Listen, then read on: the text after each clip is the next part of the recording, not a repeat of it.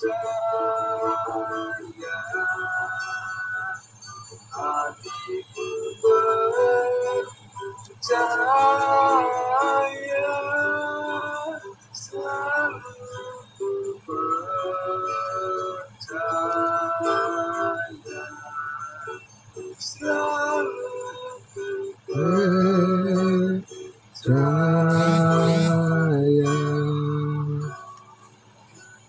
Baik, silakan. Ya, terima kasih yang banyak Pak Pendeta Pardosi untuk pujiannya. Baik, mari kita berdoa untuk menyambut perenungan firman Tuhan. Hati kami percaya ya Bapa di surga, sehingga kami pun bersyukur kepadamu ya Bapa di pagi hari yang indah ini Tuhan.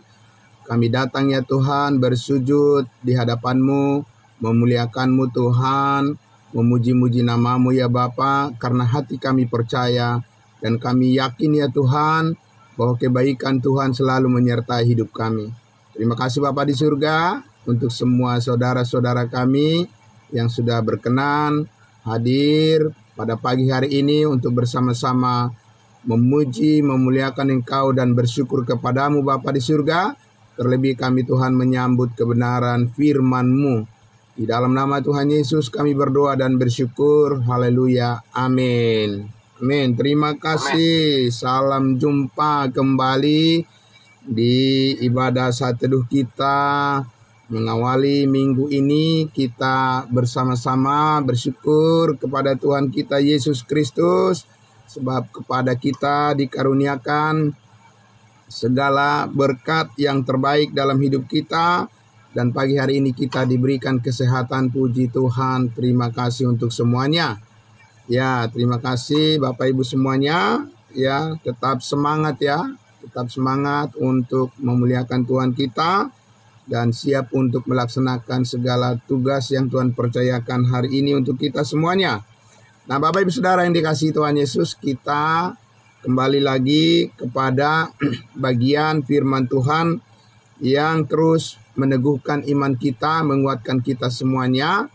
Dan saya akan membacakan kembali Roma pasal 10 yang akan terus membukakan kepada kita luar biasa firman Tuhan yang penuh dengan berkat, memberikan kita wawasan yang sangat luas bagaimana Tuhan menuntun kita kepada seluruh kebenarannya. Baiklah Bapak Ibu Saudara yang dikasihi Tuhan Yesus, saya akan membacakan kembali Roma pasal 10 ayatnya yang saya baca lagi ayatnya yang ke-14 sampai ayatnya yang ke-17 karena selanjutnya kita nanti akan melanjutkan lagi ke ayat-ayat yang berikutnya. Saya akan membaca terlebih dahulu ya Bapak Ibu Saudara. Roma pasal 10 ayatnya yang ke-14 sampai ayatnya yang ke-17. Demikian firman Tuhan. Tetapi bagaimana mereka dapat berseru kepadanya jika mereka tidak percaya kepada Dia? Bagaimana mereka dapat percaya kepada Dia, kepada Allah, jika mereka tidak mendengar tentang Dia? Bagaimana mereka mendengar tentang Dia, tentang Allah, jika mereka tidak mendengar? Bagaimana mereka mendengar tentang Dia jika tidak ada yang memberitakannya? Ya, ayat 15, dan bagaimana mereka dapat memberitakannya jika mereka tidak diutus? Seperti ada tertulis betapa indahnya kedatangan mereka yang membawa kabar baik.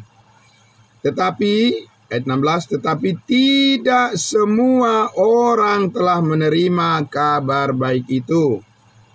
Yesaya sendiri berkata, Tuhan, siapakah yang percaya kepada pemberitaan kami?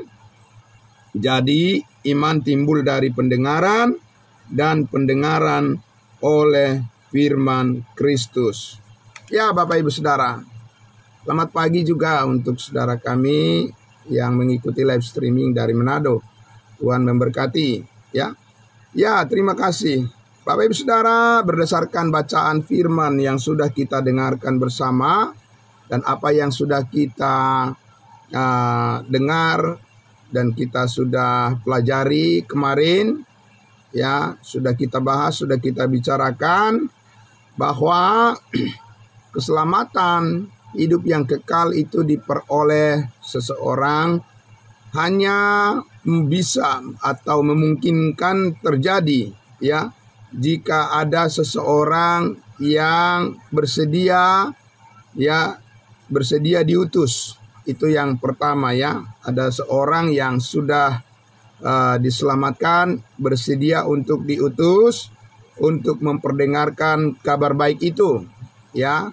Sama seperti nabi-nabi orang Israel, ya, rasul-rasul yang sudah diutus oleh Tuhan untuk menyampaikan kabar baik kepada mereka. Nah, jadi kemudian juga adalah tentunya urutan berikutnya adalah adanya orang yang bersedia mendengar, dan mempertimbangkan kebenaran itu, ya, kemudian mempercayainya. Jadi bukan secara tiba-tiba, tanpa ada suatu proses di mana ada penerimaan atau ada orang percaya, orang kudus yang memberitakan, ya. Harus terlebih dahulu ada orang kudus yang memberitakan, orang percaya, kemudian ada orang yang mendengarnya, yang bersedia mendengarkannya, ya, sama seperti, ya, apa yang disampaikan oleh Nabi Yesaya di sini tentang bangsa Israel. Siapakah yang mau bersedia percaya kepada pemberitaan kami? Jadi iman timbul dari pendengaran, oleh karena pendengaran akan firman Kristus. Apa itu firman Kristus? Itulah Injil kasih karunia Allah yang terus kita sampaikan, yang terus kita beritakan kepada semua orang di mana saja.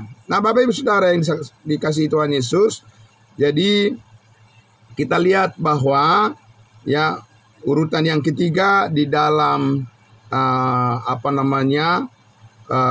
logika keselamatan itu, ya. Jadi logical order daripada keselamatan itu, ada yang berbicara menyampaikan berita yang benar, kabar baik tentang salib Kristus, pengorbanan Yesus Kristus di atas kayu salib yang telah menebus dan mengampuni segala dosa kita.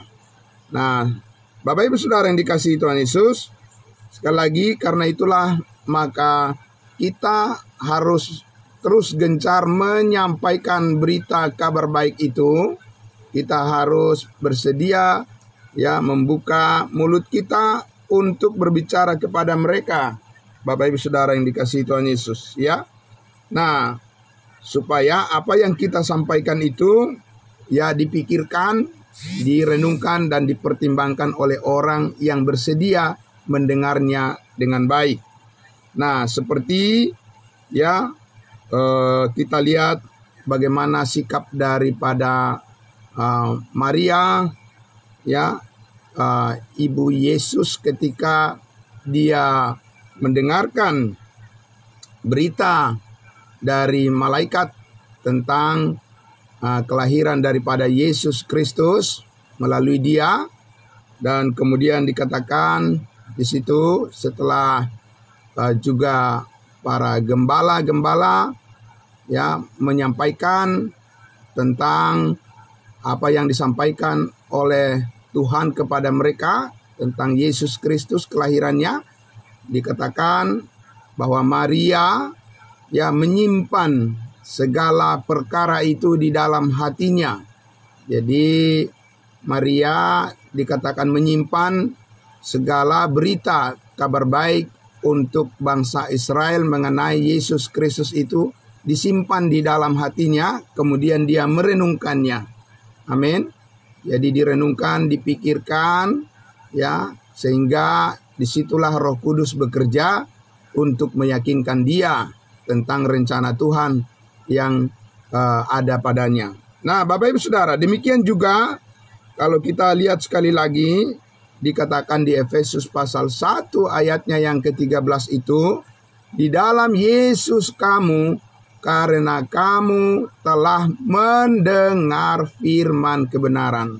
Ya, sangat sinkron, ya sangat tepat, cocok dengan ya apa yang disampaikan oleh Rasul Paulus di pasal 10 ini, bahwa dikatakan iman timbul dari pendengaran. Ya, iman itu terbit ya karena pendengaran, bukan karena penglihatan. Kemarin kita sudah bahas, bukan karena penglihatan, tapi karena orang bersedia mendengar. Ada yang memperdengarkan, ada orang yang bersedia mendengar, kemudian merenungkannya, kebenaran itu, lalu dia memilih untuk menjadi percaya atau beriman. Jadi Efesus 1 ayat 13 dikatakan, di dalam Yesus kamu, karena kamu pertama-tama sudah bersedia mendengarkan firman kebenaran. Firman kebenaran yang mana? Yaitu Injil keselamatanmu. Amin. Nah, itulah orang-orang yang bersedia mendengar tentang Injil keselamatan saat ini. Ya, masih banyak orang yang masih bersedia, Bapak Ibu Saudara, mendengarkan Injil keselamatan. Kita harus menyampaikan, membawa sampai ke telinga mereka, ke pendengaran mereka, ya, tentang berita Yesus mati menebus segala dosa kita, menebus kita dari segala kesalahan kita, membayar lunas segala ya keburukan kita, ya, segala kegagalan kita ditebus oleh darah Kristus sekali untuk selama-lamanya. Sehingga dikatakan ketika kamu percaya, dimeteraikan dengan Roh Kudus. Jadi itu langsung Roh Kudus memeteraikan ya setiap orang yang percaya sebagai jaminan untuk keselamatan sekali untuk selama-lamanya. Puji Tuhan Bapak Ibu Saudaraku, ya. Jadi Saudara, karena itu Bapak Ibu Saudara, kalau kita perhatikan ya, rata-rata orang kalau berdoa ya sesudah mendengarkan firman Tuhan, misalnya di mimbar-mimbar gereja, selalu doa mereka adalah langsung mengatakan apa? Ya, kami telah mendengar firman-Mu yang disampaikan hamba Tuhan. Berikanlah kami kekuatan untuk melakukannya. Langsung melakukannya, Bapak Ibu Saudara. Ya, kadang-kadang juga kalau saya mendengar seperti itu, kenapa langsung melakukannya? Ya kan?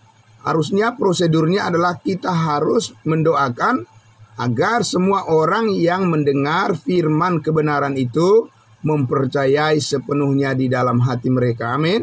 Jangan langsung-langsung aja melakukannya. Ya. Karena firman Tuhan yang kita dengar itu tidak selalu harus kita lakukan, atau tidak harus selalu ada yang kita lakukan di situ, Bapak Ibu Saudara. Jadi seperti misalnya Efesus 1 ayat 13. Di dalam Yesus kamu, karena kamu mendengar, percaya, dan dimeteraikan dengan Roh Kudus. Tidak ada yang dilakukan di situ. Ya, yang diminta adalah mempercayai pekerjaan daripada Yesus Kristus yang sudah selesai. Ya, Efesus 2 ayat 8 dan 9, ketika kita mendengar, dikatakan oleh karena kasih karunia kamu diselamatkan melalui iman. Itu bukan hasil usahamu, tetapi pemberian Allah. Itu bukan hasil pekerjaanmu. Ya, jangan ada orang yang memegahkan diri. Apa yang mau kita lakukan di situ, Bapak Ibu Saudara? Tidak ada yang mau kita lakukan di situ. Yang mau kita lakukan satu-satunya adalah mempercayai kebenaran itu di dalam hati kita, dan kita merenungkannya, dan kita memilih untuk yakin sepenuhnya dengan perkataan Tuhan tersebut. Jadi Bapak Ibu Saudara yang dikasihi Tuhan Yesus, karena apabila kita berdoa supaya ya, setiap orang yang mendengar firman kebenaran itu merenungkannya dan mempercayai sepenuhnya Injil keselamatan itu, maka Roh Kuduslah yang memampukan orang yang percaya itu melakukan kehendaknya sesuai dengan kebenaran yang diimani, yang dipercayai secara tepat oleh orang yang mendengar dan mempercayainya. Kita yang mendengar dan yang mempercayainya, mempercayai kebenaran kasih karunia Allah, ya, ketika kita merenungkannya di dalam hati kita, dalam pikiran kita, Roh Kudus yang bekerja melalui kita. Amin. Jadi bukan langsung-langsung saja Bapak Ibu Saudara berdoa supaya kami bisa melakukannya. Tidak begitu, Bapak Ibu Saudara. Itu bisa jatuh ke dalam kedagingan, itu bisa jatuh ke dalam pikiran sendiri, itu bisa jatuh pada imajinasi sendiri. Karena kita belum merenungkan kebenaran firman Tuhan, kita sudah terburu-buru ingin melakukannya dan terpeleset karena kita manusia selalu ingin langsung mendahului Tuhan. Nah itu Bapak Ibu Saudara. Dan itu yang dikatakan oleh Rasul Paulus di Roma pasal 10. Ya, aku berdoa supaya mereka diselamatkan karena mereka giat-giat untuk Allah, tetapi tanpa pengertian yang benar. Giat melakukan, tapi tanpa pengertian yang benar. Sedangkan pengertian itu harus di depan. Amin. Ya, pengertian itu harus di depan. Jangan langsung melakukan saja. Bapak Ibu Saudara, doa-doa yang kita dengar selalu begitu, ya kan? Ya, kalau berdoa untuk firman Tuhan yang sudah disampaikan oleh pembicara misalnya, orang langsung mengatakan, berikanlah kami kekuatan untuk melakukannya. Jangan dulu melakukannya Bapak Ibu Saudara. Pertama-tama harus apa? Mempercayai sepenuhnya berita kebenaran itu. Berikan kesempatan kepada Roh Kudus untuk mengerjakannya di dalam hati kita, dalam kehidupan kita. Amin. Jadi kalau dulu ya guru besar kita, ya profesor, ya penilik, Profesor Dr. Yentatu itu ya dulu pernah mengajar kami, mengatakan mempersilahkan Roh Kudus, yaitu ya mempersilahkan Roh Kudus bekerja di dalam hati kita. Jadi bukan kita yang mendahului, langsung ingin bekerja, langsung ingin melakukan. Ya, pertama-tama mempersilahkan Roh Kudus menyambut ya Roh Kudus di dalam hati kita, ya menyambut kehendaknya, supaya Roh Kuduslah yang bekerja melalui kita agar kita diberikan hikmat seperti apa kita bertindak. Amin. Seperti apa kita melakukannya. Begitu Bapak Ibu Saudara. Jadi harus di depan. Ya, kepercayaan itu harus di depan dan keyakinan itu harus di depan, dan berdasarkan keyakinan, berdasarkan kepercayaan terhadap kebenaran yang sudah kita mengerti, itulah Roh Kudus mengerjakannya melalui kita. Nah, itulah perbuatan baik yang dikehendaki oleh Allah. Amin. Itulah pekerjaan baik yang dikehendaki oleh Allah. Tanpa hal itu semuanya adalah perbuatan daging.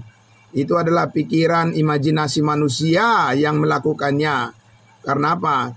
Karena itu bukan Roh Kudus yang bekerja melalui dia, tapi dia sendiri yang langsung bertindak melakukan sesuai dengan pengertian atau keinginan dia sendiri. Nah, Bapak Ibu Saudara yang dikasihi Tuhan Yesus, saya akan mengajak kita untuk melihat salah satu contoh di dalam Alkitab yang buru-buru ingin melakukan, ya ingin berbuat, ingin bertindak, ya kan? Ya, ingin mendahului Tuhan dengan perbuatan-perbuatannya, dan itu semuanya gagal. Ya, kita lihat contohnya di dalam Matius pasalnya yang ke-19. Nah, mari kita baca dengan waktu yang terbatas ini Bapak Ibu Saudara, karena ya Zoom kita masih di dalam masa-masa recovery, perbaikan. Kita membaca, ya saya akan membaca untuk kita dengan waktu yang tersedia ini. Saya akan membacakan ya di dalam Matius pasal 19 ayatnya yang ke-16. Kita lihat di sini ya. Saya akan membaca Matius pasal 19 ayatnya yang ke-19. Saya akan membaca di sini. Judul perikopnya di situ, orang muda yang kaya. Saya baca ya dengan cepat Bapak Ibu Saudara. Mulai dari ayat 16. Ada seorang datang kepada Yesus dan berkata, "Guru, perbuatan baik apakah yang harus kuperbuat untuk memperoleh hidup yang kekal?" Bagus sekali kedengarannya kan? Bagus sekali kedengarannya. Perbuatan baik apa yang harus aku bertindak, yang harus kulakukan supaya aku beroleh hidup yang kekal. Kita lihat perbuatan baiknya berhasil apa gagal. Ya. Ayat 17, jawab Yesus, "Apakah sebabnya engkau bertanya kepadaku tentang apa yang baik? hanya satu yang baik. Tetapi jika engkau ingin masuk ke dalam hidup yang kekal maksudnya, turutilah segala perintah Allah. Kata orang itu kepadanya, perintah yang mana? Kata Yesus, jangan membunuh, jangan berzinah, jangan mencuri, jangan mengucapkan saksi dusta, hormatilah ayahmu dan ibumu, dan kasihilah sesamamu manusia seperti dirimu sendiri. Kata orang muda itu kepada Yesus, semuanya itu telah kuturuti, apalagi yang masih kurang.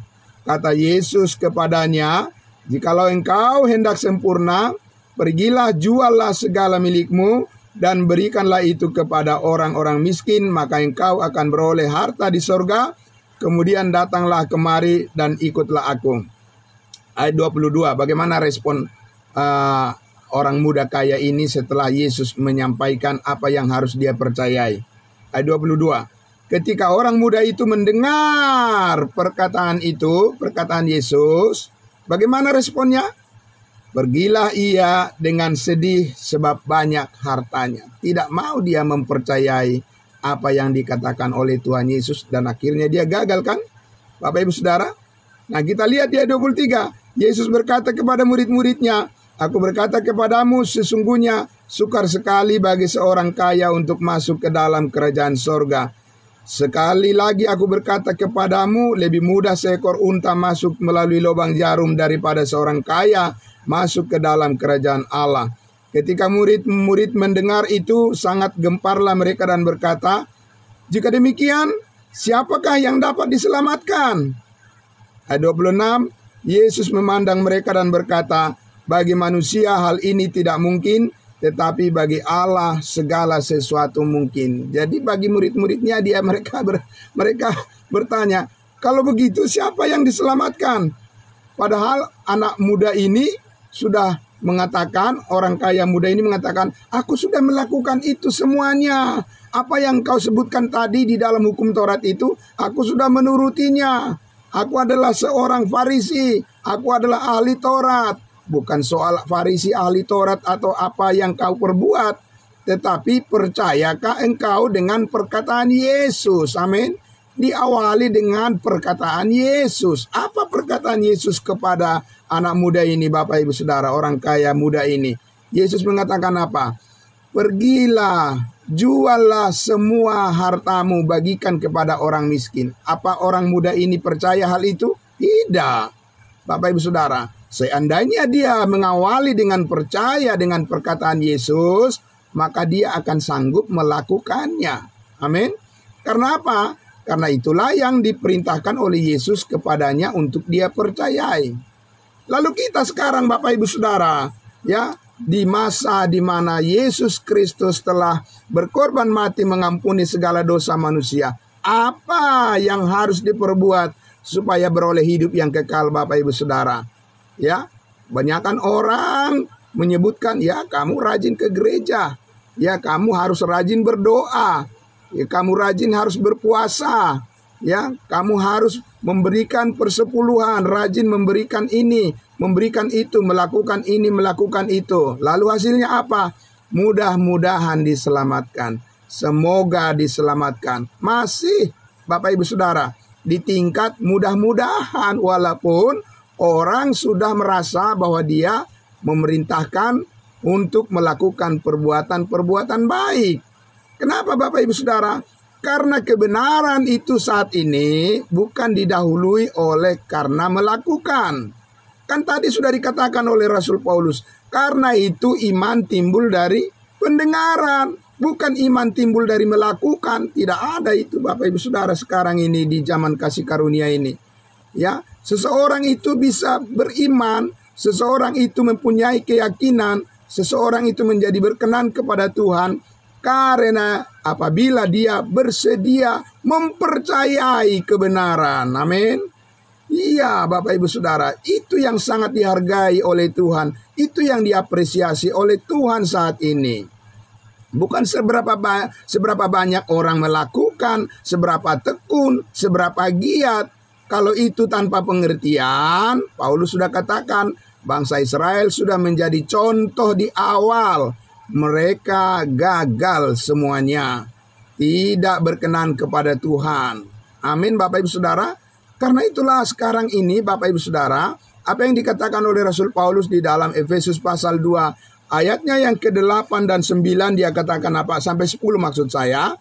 Ya, ini bagian penutup dari perenungan kita. Saya akan membacakan Efesus 2 ayat 8 sampai 10. Nah, dikatakan, sebab karena kasih karunia kamu diselamatkan melalui iman, itu bukan hasil usahamu tetapi pemberian Allah, itu bukan hasil pekerjaanmu, jangan ada orang yang memegahkan diri. Karena kita ini buatan Allah, diciptakan dalam Kristus Yesus untuk melakukan pekerjaan baik yang dipersiapkan Allah sebelumnya. Ia mau supaya kita hidup di dalamnya.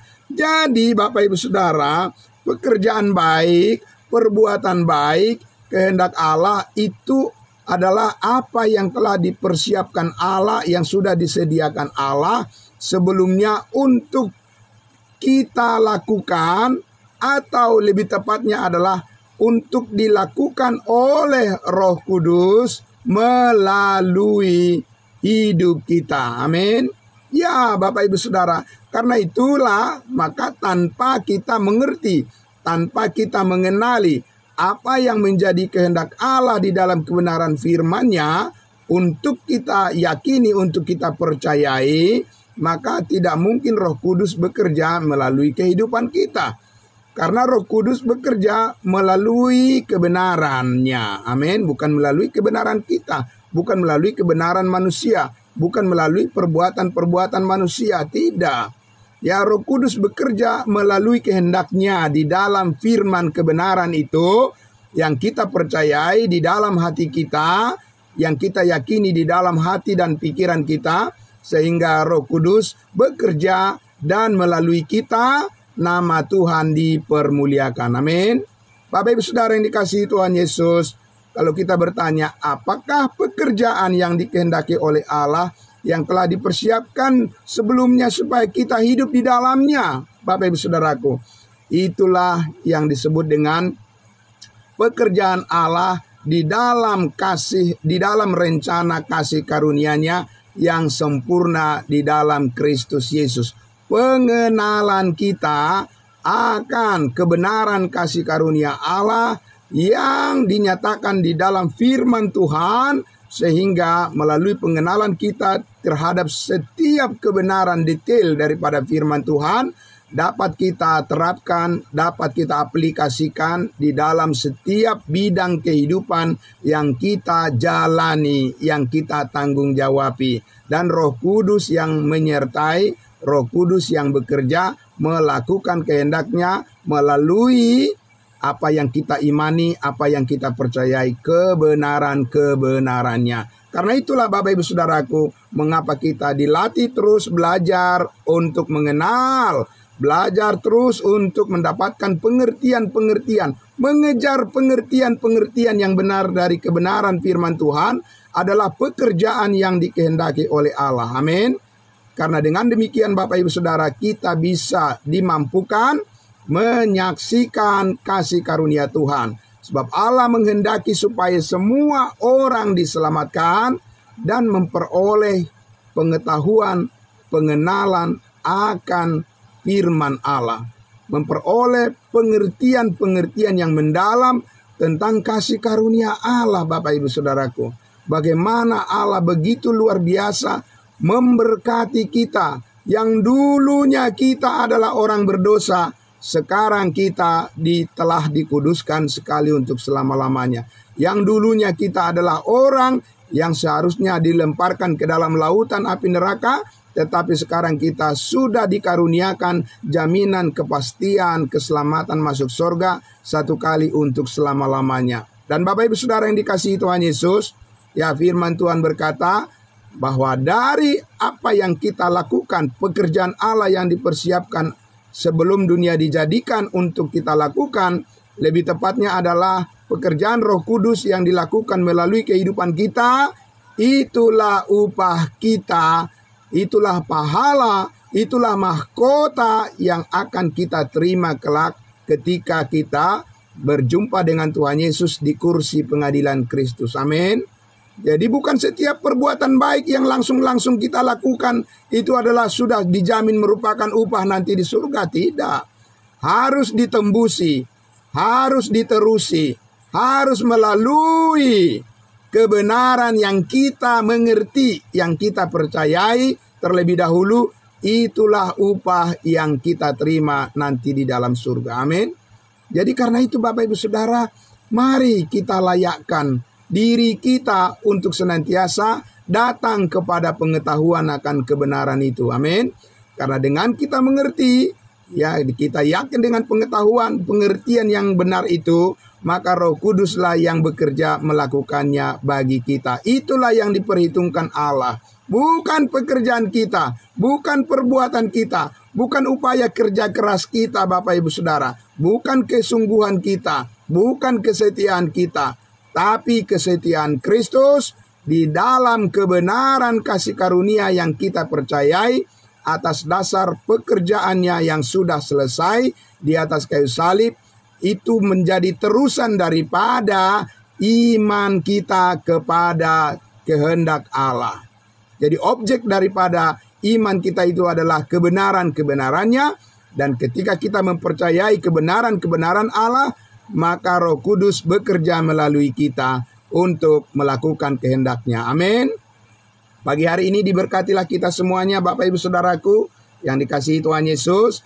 Siap kita melakukan kehendak Allah.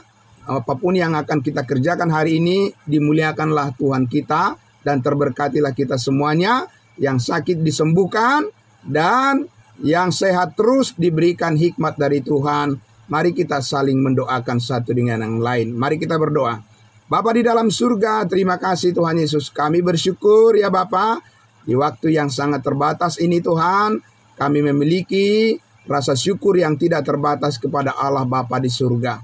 Terima kasih diberkati semuanya, saudara-saudara kami yang sudah mendengarkan kebenaran firman-Mu. Terpujilah Engkau kekal selama-lamanya. Kami serahkan hari ini menjadi hormat kemuliaan bagi nama-Mu. Di dalam nama Tuhan Yesus kami berdoa. Haleluya. Amin. Amin. Terima kasih. Selamat pagi semuanya saudara-saudaraku. Tuhan memberkati.